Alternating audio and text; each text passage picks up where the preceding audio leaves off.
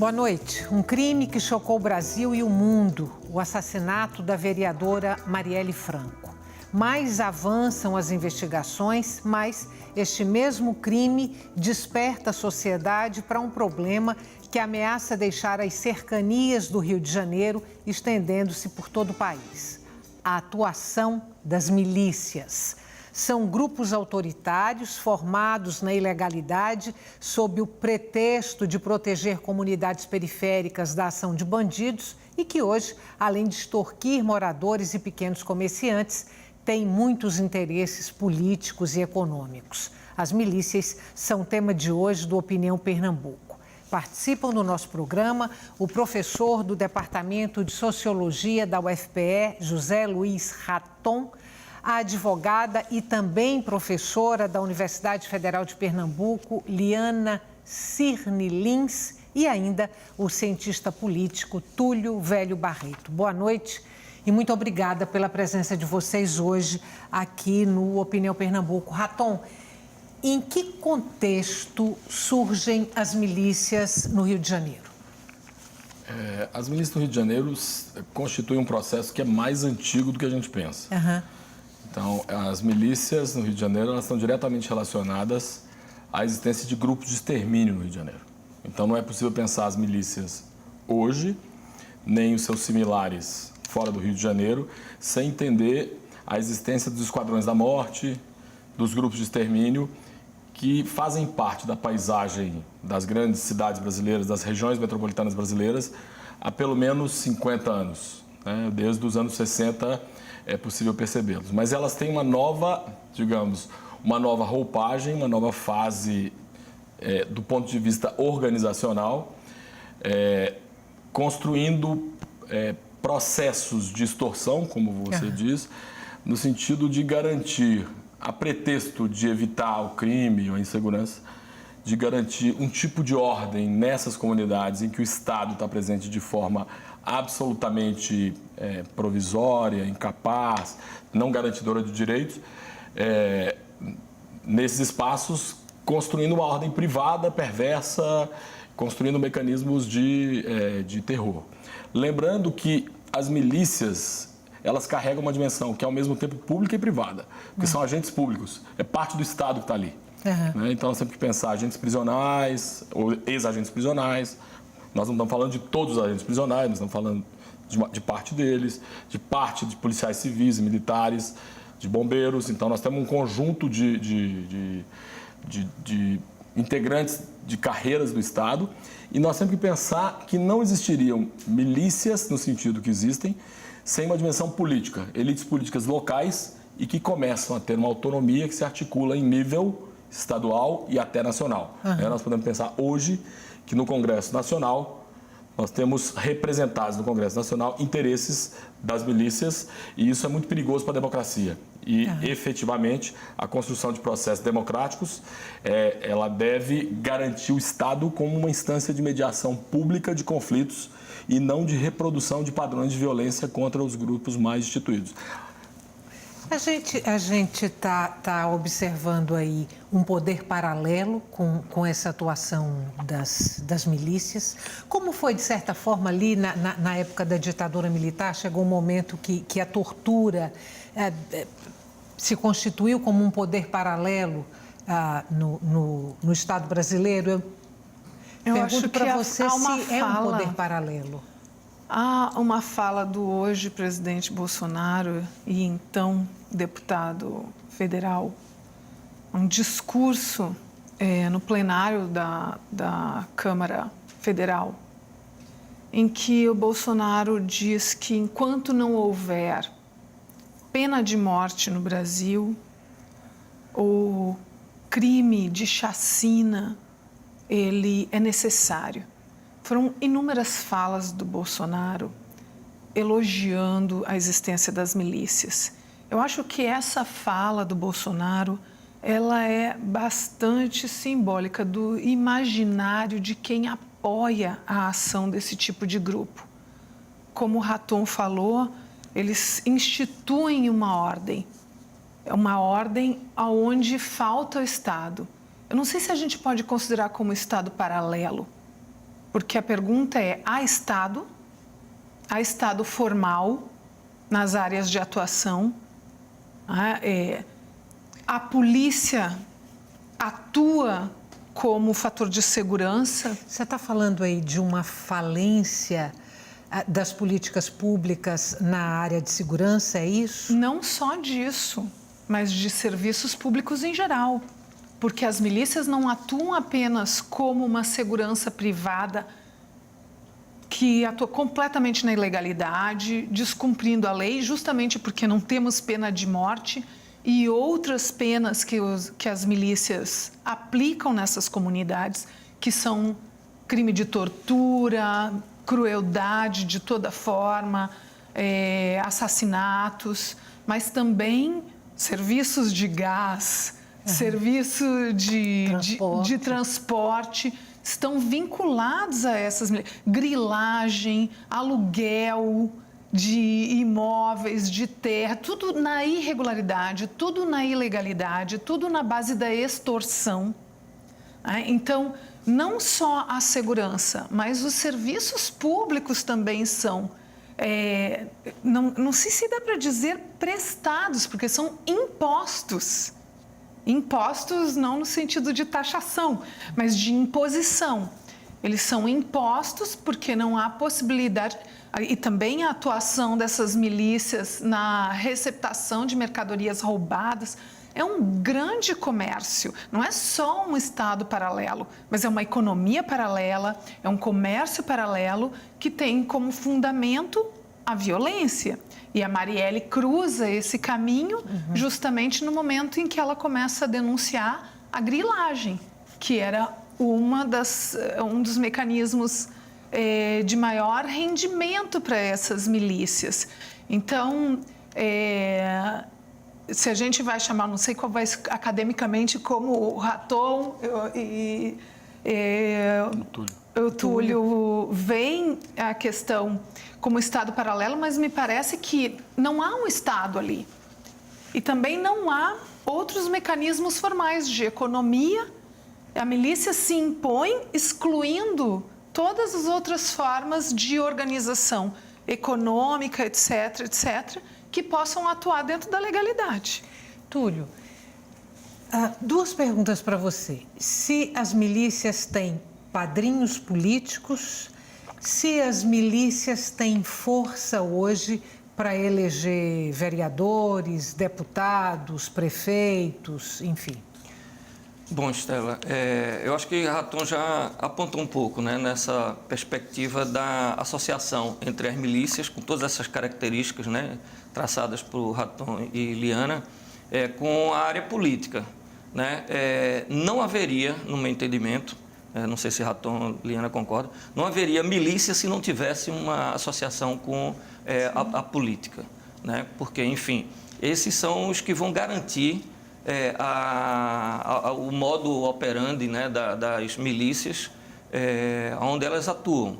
Né? E termina que se estabelece uma força, né, local bastante significativa, através da imposição, do constrangimento, né, de todos esses mecanismos que termina emparedando, né, a sociedade, aquele segmento da sociedade que ali vive, e faz com que haja uma reprodução, né, no campo da política, de pessoas que atuavam ou dentro das milícias ou que protegiam as milícias de alguma forma. E termina se beneficiando, através dessa proteção, tendo um apoio através do voto. Né? Então, hoje já se identifica um pouco mais. Né? Há algum tempo atrás era mais difícil identificar políticos, por exemplo, que atuam no Rio de Janeiro, especificamente, mas não só lá, com as milícias. Mas hoje já há alguma identificação. Até porque parece-me que essas lideranças políticas, né, que se baseiam na ação das milícias, sentem que há um espaço hoje para se manifestar, como, por exemplo, inevitavelmente a gente tem que falar, quer dizer, a família Bolsonaro faz isso no Rio de Janeiro. Né? Os seus filhos se posicionam claramente, se associando a pessoas que estão identificadas com a ação miliciana, né, através de fotografias, de festas, e até com concessão de condecorações no âmbito do município ou do estado, onde eles atuam. Você está falando especificamente de Flávio Bolsonaro, né? Sim. O senador, eleito agora senador. É a pessoa mais identificada em função das relações que ele, publicamente, ele já manifestou que existe com pessoas que são identificadas como milicianos no Rio de Janeiro. Não há dúvida que eles são, né? A própria prisão daqueles que teriam participado da execução de Marielle, há uma associação muito próxima, a gente vai poder conversar um pouco sobre isso. Então, mas a sua questão é se a política está relacionada ou não com os milicianos. A resposta é claro, sim. Assim como, por exemplo, o jogo do bicho, em algum momento, no Rio de Janeiro, se associava fortemente à política. Tinha aqueles parlamentares que se elegiam, aqueles representantes que se elegiam na Câmara Municipal, na Assembleia Legislativa Estadual, né? E até no plano federal. E eram claramente identificadas, né, como pessoas que eram lideranças do jogo do bicho, que tinha, evidentemente, um papel que cumpria naqueles lugares, até atuando de forma violenta em alguns momentos, mas não com as características, né, que as milícias têm. Quer dizer, as milícias estão no outro patamar, né? Talvez o jogo do bicho possa ser visto, com a licença da palavra, uma fase meio quase que romântica da contravenção no Rio de Janeiro, por algumas características, não por todas, porque também havia ações de constrangimento à população, né, de imposição a determinados segmentos da população. Mas as milícias colocam no outro patamar esse tipo de ação fora da lei, né, da ordem, da legislação do Estado, da ação do Estado. Raton, penso eu que durante muito tempo as milícias foram entendidas, se não por todo mundo, mas por parte aí da população, e como uma espécie de autodefesa comunitária, né? E assim, se você comparava nesse entendimento a ação das milícias com a ação do narcotráfico, as milícias eram entendidas como bolinho, como um mal menor. A minha pergunta para você é a seguinte: se hoje, e até aí pegando como referência o caso Marielle, se a sociedade já tem um outro entendimento sobre as milícias, e aí falando de um modo geral? Certo, não, eu acho que é preciso, digamos assim, as primeiras análises sobre milícias no Rio de Janeiro, nos anos 80 para os anos 90, indicavam esse tipo de percepção de que era uma forma de organização quase que local, de proteção contra a presença de organizações ou de redes criminosas vinculadas ao mercado de drogas, né? Só que o que se percebe é que o próprio mercado de drogas ele não funciona sem articulação com o Estado. E que já havia uma presença, de alguma maneira, nessas relações com os grupos que estão vinculados a essas comunidades, especialmente alguns morros do Rio de Janeiro, mas também na Baixada Fluminense, em que as facções estavam presentes, de autorização do que se chama de arrego, né, da articulação entre setores das polícias e os grupos que estavam no varejo de drogas ou no atacado de drogas. E aí, nesse sentido, a diferenciação, apesar de haver uma diferenciação entre facções, Polícia Mineira, que era chamado no Rio de Janeiro, chamada Polícia Mineira, e setores das polícias que permitiam isso, a chegada das milícias ela é vista como uma maneira de controlar uma violência desenfreada, mas essa percepção ela nunca foi, do ponto de vista das pessoas que moram nesses lugares, é completamente clara, né? Porque, como Liana disse, como o Túlio disse, a gente está discutindo, a chegada das milícias ela é muito mais intensa e ela domina muito mais dimensões da vida social. Dimensões legais e ilegais, articulando dimensões legais e ilegais, e ela é muito mais impositiva do que a presença das facções. E essa diferenciação, ela começa a ser percebida externamente por nós, mas é preciso perceber que tem um conjunto de pessoas envolvidas nesses locais e a garantia desse tipo de ordem perversa o desafio é muito temerário, né? Então, e é muito imprevisível. Uma coisa muito importante no Rio de Janeiro, mas em outros lugares também, é que a adesão das populações locais às facções, é o que se chama de movimento, ela tinha a ver com a capacidade de previsibilidade do que se ia fazer. Então, várias entrevistas se diz o seguinte, né, com as pessoas que moram: eu sei o que o movimento vai fazer, mas eu não sei o que a polícia vai fazer.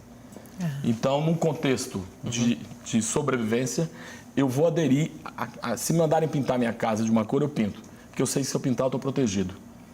Né? Agora, eu não sei nunca o que a polícia vai fazer, se a polícia vai chutar a porta, se a polícia chega, se ela diferencia as pessoas. O que me parece que hoje, esse tipo de ordem imprevisível está se afirmando nesses locais, por quê?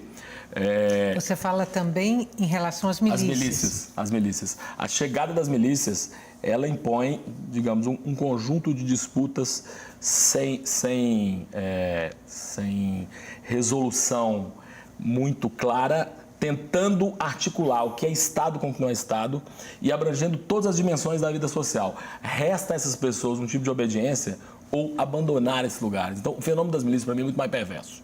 É muito mais perverso e a gente precisa, de alguma maneira, a capacidade... E aí, Liana, tentando discutir contigo aqui, assim, mas aí nós estamos muito próximos, é mais uma forma de classificar. Eu acho que é uma forma... O Estado não está ausente ali. Não me parece que é um Estado paralelo, mas eu acho que é uma articulação entre setores do Estado, capturando bens públicos e privados em espaços de, digamos assim, de historicamente destituídos de direitos. E aí, esses espaços, para mim, me parecem, esses territórios, são os territórios historicamente no Brasil, e a gente tem coisas parecidas com milícia em Pernambuco também, no Nordeste, mas estão vinculados a uma forma de reprodução de certas dimensões econômicas garantidas por uma ordem política muito violenta. Vamos fazer um intervalo. Nosso intervalo é curto, não saia daí. O tema de hoje do Opinião Pernambuco é a atuação das milícias e o assassinato de Marielle. A gente volta já.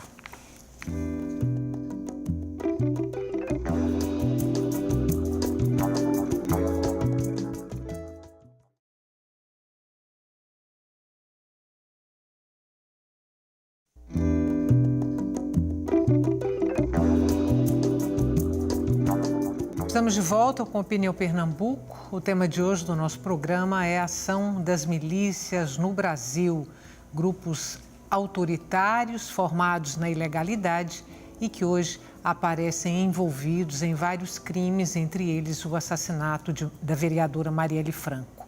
Participam o professor do Departamento de Sociologia da UFPE, José Luiz Raton, a advogada e também professora da Universidade Federal de Pernambuco, Liana Cirne Lins, e ainda o cientista político Túlio Velho Barreto. Liana, a minha pergunta para você seria se no seu entendimento, as milícias são um negócio em extensão que está se ramificando por todo o Brasil. E aí, eu já trago, já que eu ia fazer essa pergunta para você, eu já trago aqui a observação de uma telespectadora, o nome dela não está aqui, mas ela diz aqui em Pernambuco já se encontra milícias em vários bairros. Aí ela fala em Nova Descoberta, Beberibe, Casa Amarela, entre outros.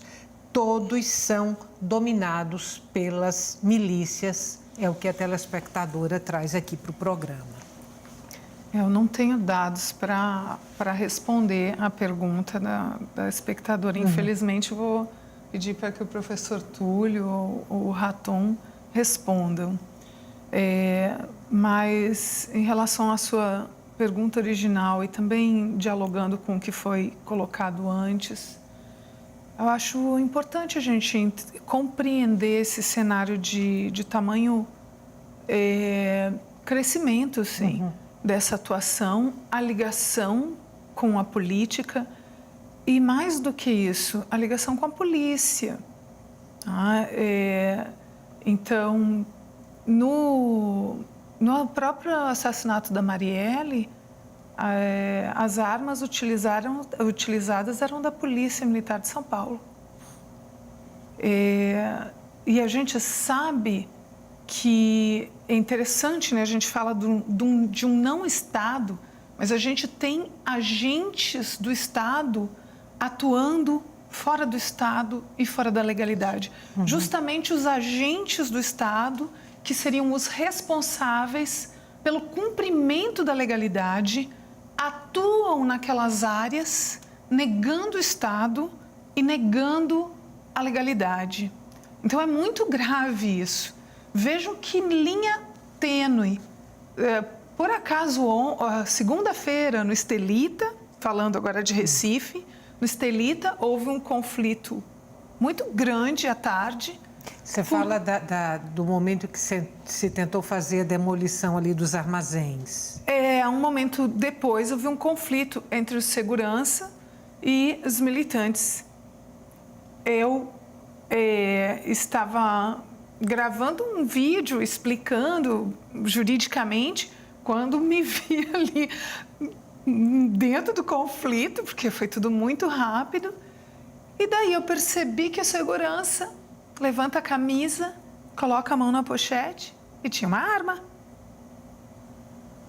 Então... E ameaça prender as pessoas, né? Não, nisso uma série de policiais e a gente dizendo ele está armado. Ele está armado. E nenhum dos policiais toma nenhuma atitude. O que transparece um sentimento de corporativismo. A indagação, que me parece muito pertinente, é se a empresa Moura do B estaria contratando justamente uma milícia. Porque os seguranças não podem andar armados. Porque o segurança, ele tem uma foto de João Valadares também, em que o segurança mostra. Isso também é uma forma de atuação miliciana. E com a conivência dos policiais que estavam ali, não estavam fardados.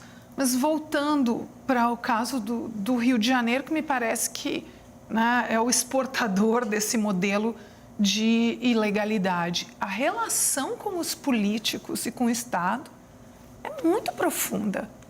É importante a gente dizer que esses milicianos são agentes estatais, né, atuando fora do Estado. E observe, né? Não só a ligação não é somente de Flávio Bolsonaro, Túlio. A ligação não é somente Flávio Bolsonaro. Ele, quando era deputado estadual, em 2004, ele condecorou o major que foi responsável por uma chacina, a chacina da Via Show. Ele, em 2003, foi acusado de ter sido o comandante da chacina. Em 2004, Flávio Bolsonaro condecora com uma menção de louvor o mandante da chacina. E de iniciativa do Jair Bolsonaro, são 23 condecorações. 23 condecorações de policiais condenados, imagine outros, condenados por formação de milícia, homicídio e corrupção. 23 condecorações. Então, Estela, quando a gente aprofunda o caso da Marielle, que a gente começa a analisar as relações do gabinete, aí sim, especial do Flávio Bolsonaro, com aqueles que executaram, mas não foram os mandantes, aqueles que executaram o assassinato de Marielle, é muito desesperador. Depois eu acho que a gente vai voltar a falar sobre isso, né? Bom, para vocês dois, primeiro, se há para vocês alguma dúvida em relação à proximidade, à ligação entre o assassinato de Marielle e milícias. E uma segunda coisa é se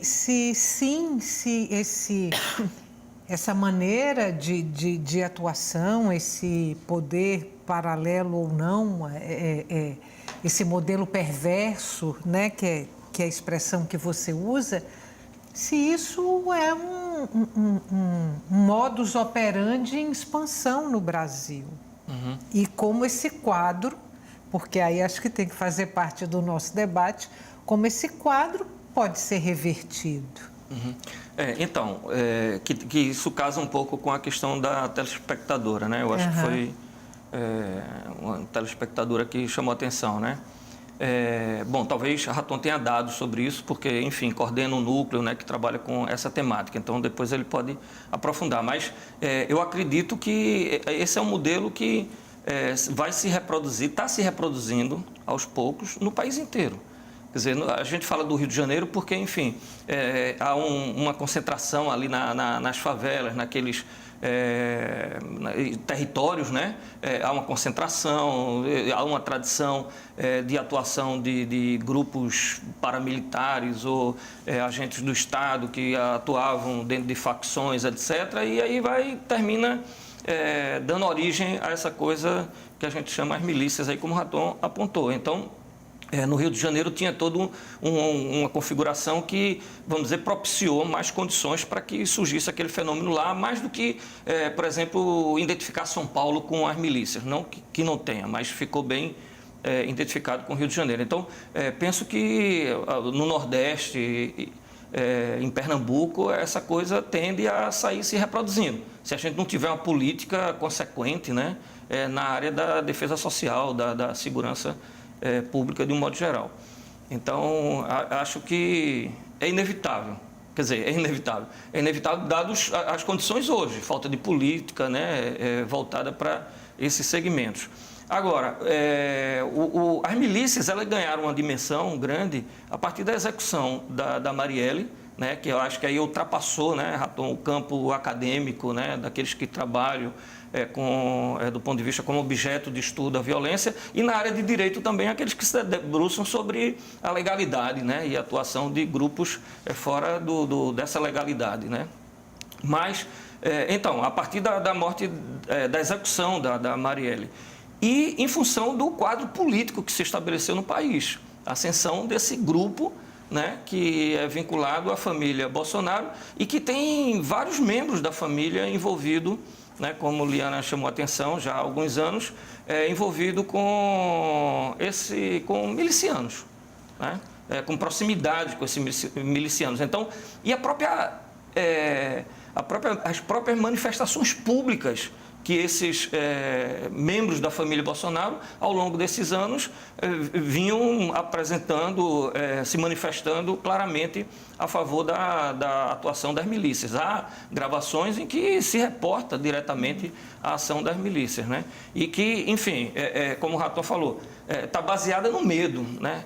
Criar o pânico, o medo junto à sociedade. E aí se beneficiar da ausência do Estado, né? E, por outro lado, a ausência do Estado no sentido da proteção do cidadão, porque o Estado está presente, assim como as milícias não existiriam ou não teriam a dimensão que tem se não tivesse associado com a política, também se não tivesse associado com os agentes do Estado, sobretudo na área de segurança, elas também não teriam a dimensão que tem, né? Com segmentos da Polícia Civil, Militar, Bombeiros, etc. Eu acho que tem outras questões envolvidas, perfeito, acho que a gente está analisando de uma forma bem, assim, tem sinergia nas nossas análises.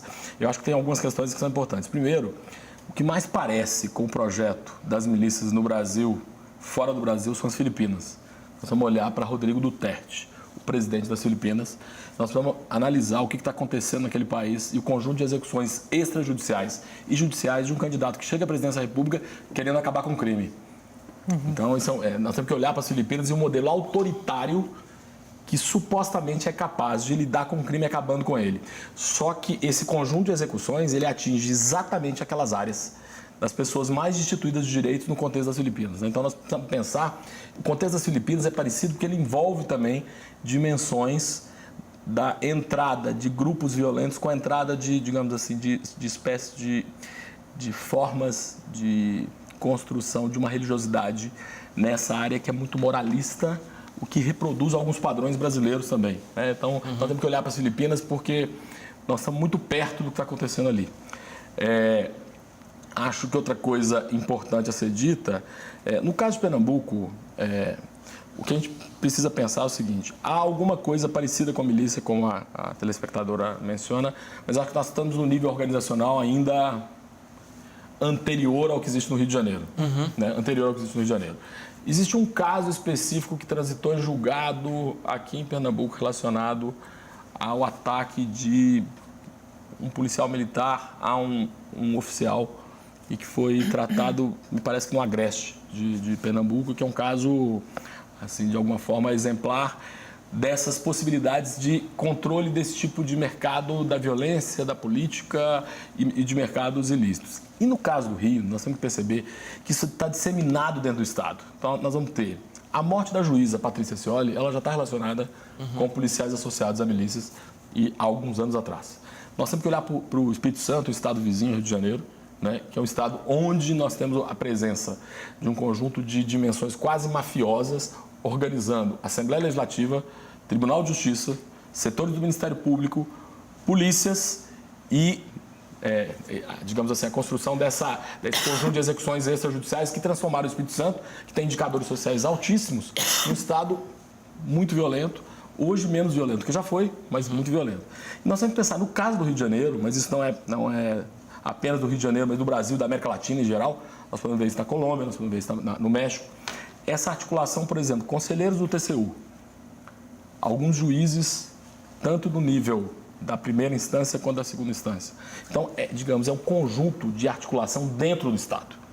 Então, não seria possível, digamos, a construção dessa lógica miliciana de imposição de uma ordem perversa, privada, não estatal, não civilizacional, sem essa articulação enorme, sem a existência da criação de mercados de ganho econômico. Nós temos que pensar uma economia política desses ganhos aí, que estão relacionadas ao funcionamento das prisões, da forma específica com que as polícias extorquem ou que as milícias extorquem, né, mas setores das polícias vinculados às milícias, e arrecadam e permitem, digamos, o tipo de remuneração que a pessoa que foi identificada como a que atirou em Marielle, ela tem, é absurdo e incompatível com o tipo de atividade econômica que...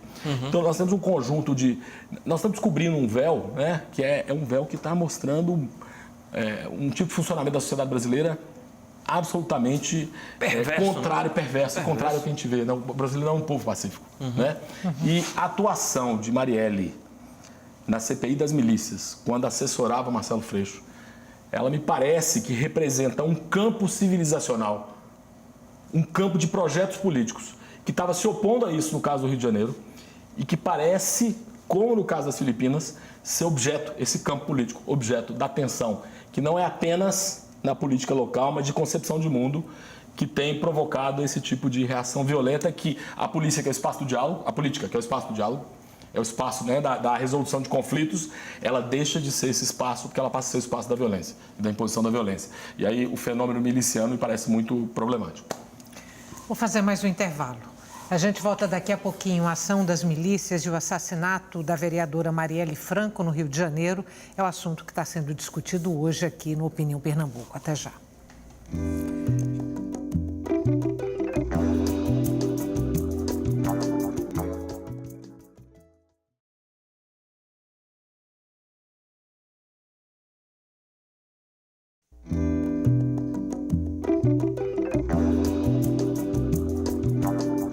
Estamos de volta para o terceiro e último bloco do Opinião Pernambuco. A ação das milícias é o tema de hoje do nosso programa.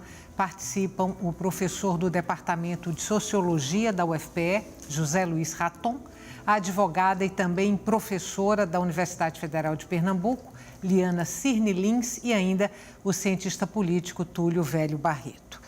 Eu vou começar esse bloco, vou abrir aqui esse bloco. Um telespectador mandou uma pergunta aqui para o Opinião Pernambuco. Ele pergunta para o Opinião se o Opinião só tem convidados de esquerda. E eu pergunto para vocês se essa questão das milícias é uma questão para ser debatida apenas por alguns segmentos políticos, alguns segmentos da sociedade, se esse não é um assunto que interessa a todo mundo, porque de alguma forma mexe com a vida do país inteiro. É um assunto que interessa a todas as pessoas, porque quando a gente fala de milícias, a gente está falando de grupos criminosos. Mas o que nós estamos citando são fatos, não são opiniões. Os elogios, as condecorações são fatos. Então, se a família Bolsonaro tece discursos elogiosos que estão nos anais do Congresso Nacional e podem ser verificados por qualquer um que faça uma busca no Google, e essa busca no Google não vá remeter para um site de fake news, mas sim para o site do Congresso Nacional, em que se pode buscar os discursos do então deputado Jair Bolsonaro, elogiando a ação da milícia e dizendo textualmente, aspas, que enquanto não houver pena de morte no Brasil, o crime de chacina é bem-vindo, fecha aspas, então não são palavras minhas e podem ser confirmadas por esse espectador. Então, nós não estamos omitindo uma opinião, nós estamos emitindo uma afirmação fundada em fatos concretos. Então, se a família Bolsonaro tem essa ligação, que é uma ligação problemática, é uma ligação de estímulo que vai além dos discursos, vai além das condecorações e chega nas contratações e numa ligação direta, aí, infelizmente, é claro que aquele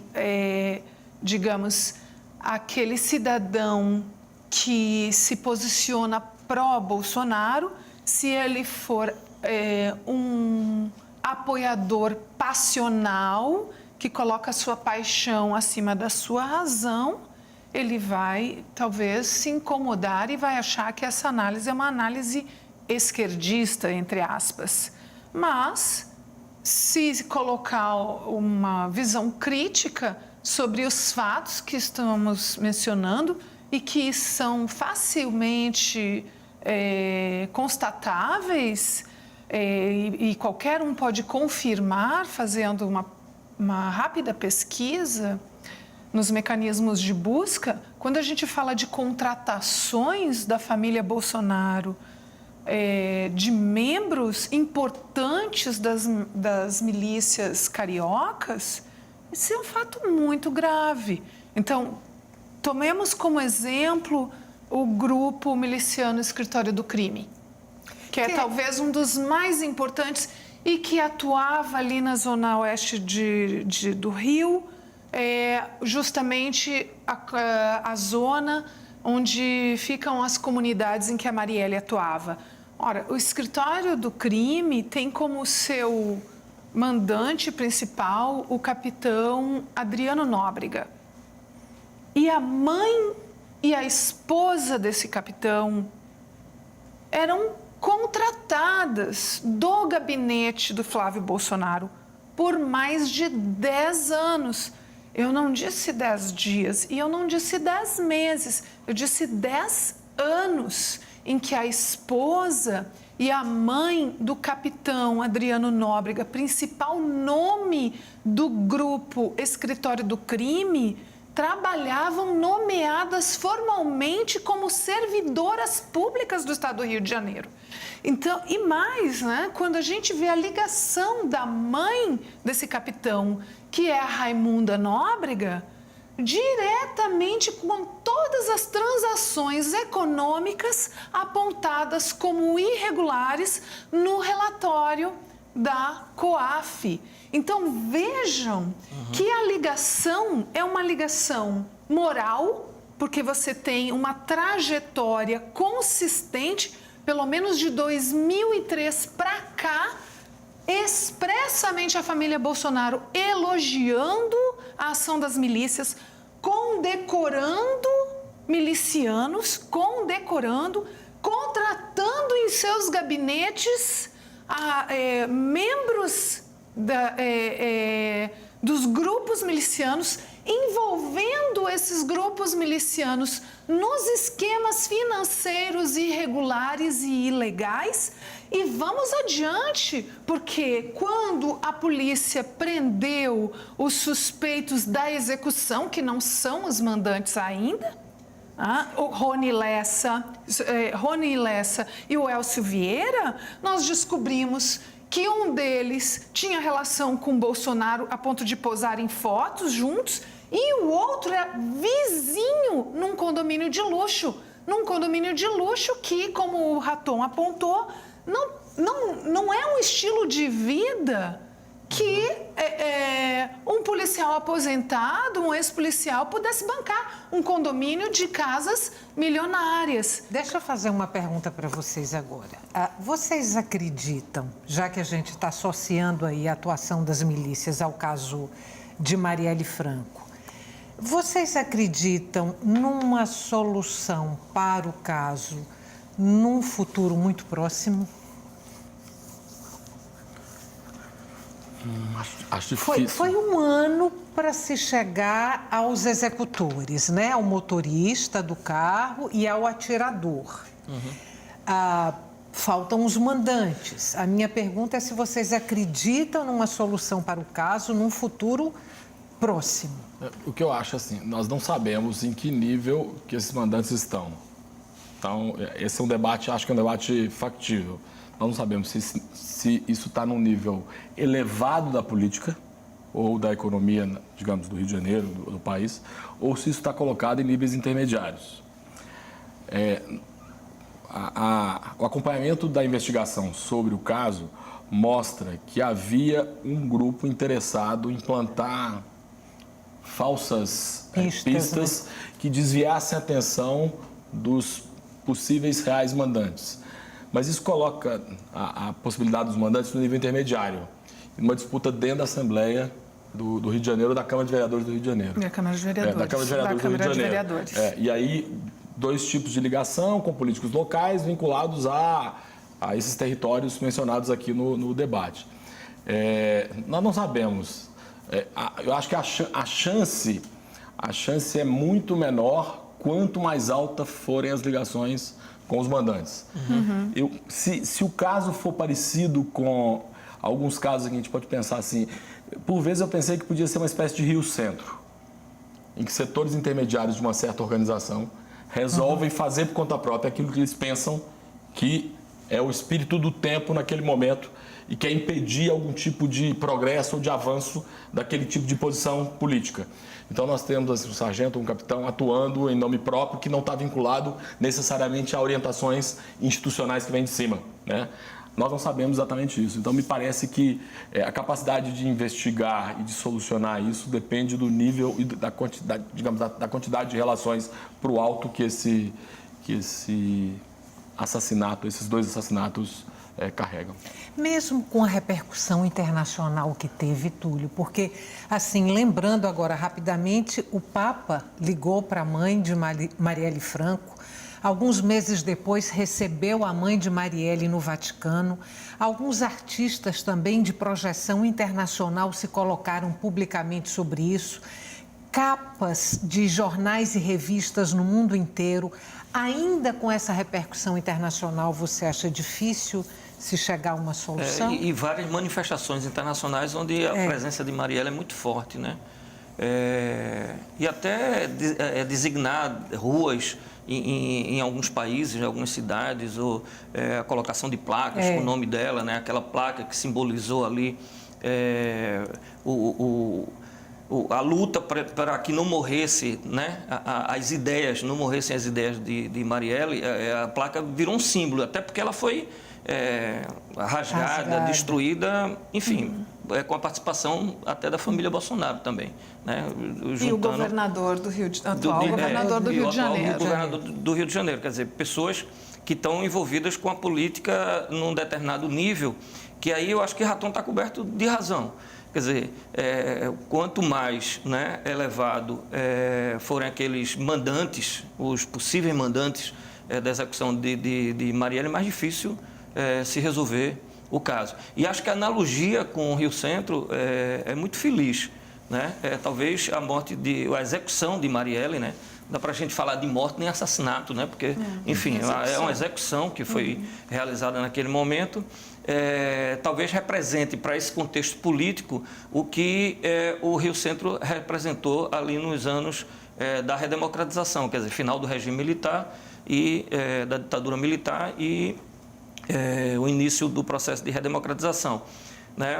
Talvez tenha faltado uma bomba explodir em algum lugar, ou simbolicamente algo que represente aquela bomba, embora a identificação de um dos possíveis executores, né, morando num condomínio com a proximidade de um membro da família, Bolsonaro, aquele membro mais importante da família, etc., aquela quantidade de armas, né? A origem das armas também, porque não são armas que se conseguem em qualquer lugar, quer dizer, teria origem norte-americana, né? Todo esse tipo de coisa.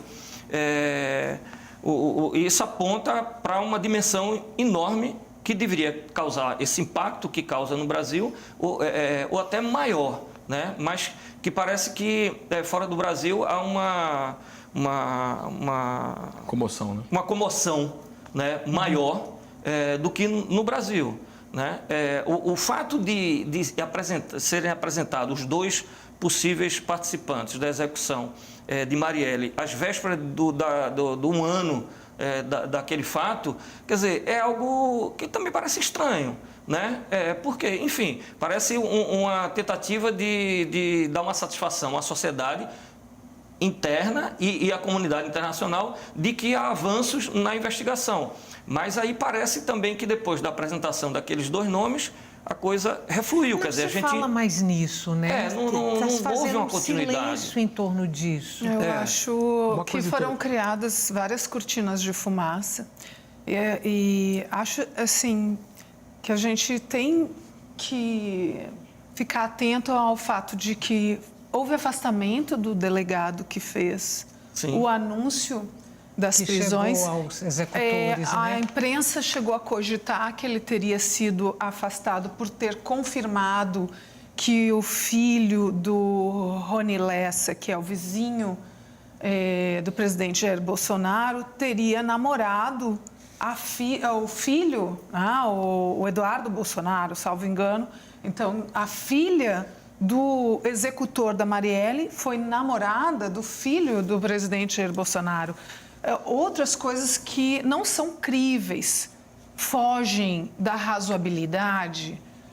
Para qualquer pessoa mediana, a suspeita é muito grande. Como você tem 117 fuzis M16 na casa vizinha do presidente da República e ninguém sabe disso?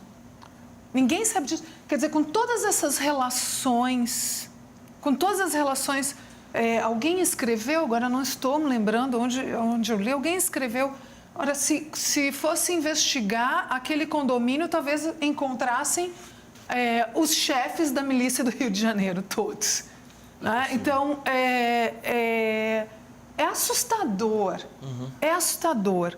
Então, é difícil a gente ter uma perspectiva de prazo, mas eu acredito que a memória da Marielle é uma memória que não se apaga. Há analistas que têm afirmado que o fantasma da Marielle vai vencer o governo Bolsonaro. E é importante também a gente entender que a Marielle, sendo uma mulher, sendo negra, sendo periférica, sendo da maré, sendo lésbica, tendo atingido um espaço muito difícil, muito restrito, ela, ao ter sido escolhida e ter sido difamada posteriormente, o presidente Jair Bolsonaro, no dia em que completou um ano da morte da Marielle, respondeu, ou no dia da prisão, respondeu que ele não conhecia a Marielle, que a Marielle era desconhecida. Ora, se isso fosse verdade, a Marielle jamais teria sido executada.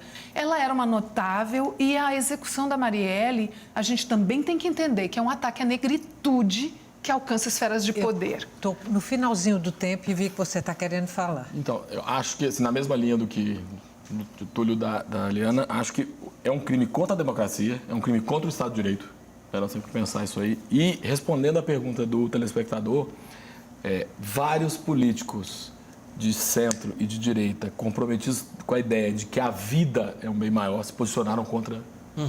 Então, é preciso perceber que o conjunto da análise que nós fazemos aqui, apesar de nós termos posições políticas que são mais ou menos claras para todo mundo, elas estão vinculadas à ideia de defesa da vida, a defesa de que o Estado ele deve garantir a vida de todas e de todos. Perfeito. E isso, em vários espaços, pode ser patrimônio comum de plataformas políticas que divergem em outras áreas, mas que percebem que o direito à vida é fundamental e estruturante de qualquer sociedade democrática e contemporânea. Acho que isso é fundamental. Boa noite. Mais uma vez, muito obrigada. Mais uma vez. Para você que está em casa, muito obrigada pela companhia até agora. Muito obrigada pelos comentários, pelas perguntas. E o Opinião Pernambuco volta amanhã.